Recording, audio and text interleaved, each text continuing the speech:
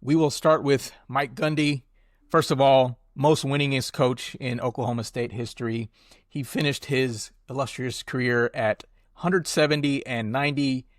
He was not just a coach there, he was actually a player. He was a quarterback for players like Barry Sanders and Thurman Thomas.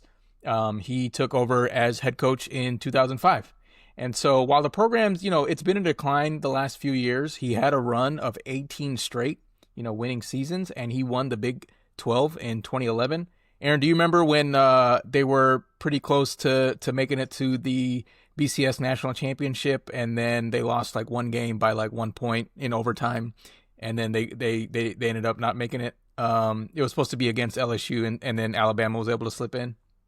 Wow, I don't remember that. Wow, Yeah. 2011. So we could have had a whole 2011. We could have had a whole different conversation about Mike Gundy if he was able to make it to that to that game. Yeah, What's surprising to me is how steep the decline was as a program. Although the more as I was writing this piece, the more I thought about it, it aligned almost perfectly with the decline aligned perfectly with Jim Knowles leaving for a different OSU. In this case Ohio State.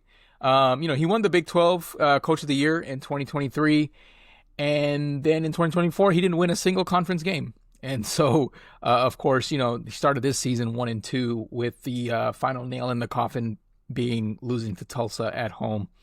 So, the coaching carousel continues, like I said, with the man who built the Oklahoma State Cowboys football program into what it is today. This is the man who gave us the famous quote, "I'm a man, I'm 40." He was actually fired the day after the 18th anniversary of that quote. So that's another coach scratched off our hot seat list. Aaron, did you want to provide any thoughts on, who can possibly replace him? sure. So, I mean, the name we've been hearing the most probably is, Zach Robinson. He's the current offensive coordinator for the Atlanta Falcons. He's a former Oklahoma State quarterback, and he also played under Mike Gundy himself. So, the appeal is here, with the emotional connection. He's a homegrown guy, and, they're hoping maybe if they choose him, he can lead his alma mater back to glory. For that being said, he's the Falcons offensive coordinator. What are Yeah, your that's thoughts on exactly that? what I was. Yeah, that's exactly what I was about to say. The other guy I've been hearing is John Summerall, the head coach at Tulane.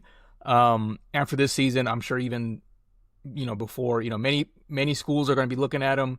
Many schools will be an upgrade from Tulane, and I think Oklahoma State is definitely one of them. So, if I had to guess, that would probably be one of the guys I would throw my hat into. Yeah, not a bad Um, candidate at all. yeah, yeah, I agree. He's got Tulane humming right now. hmm They're all What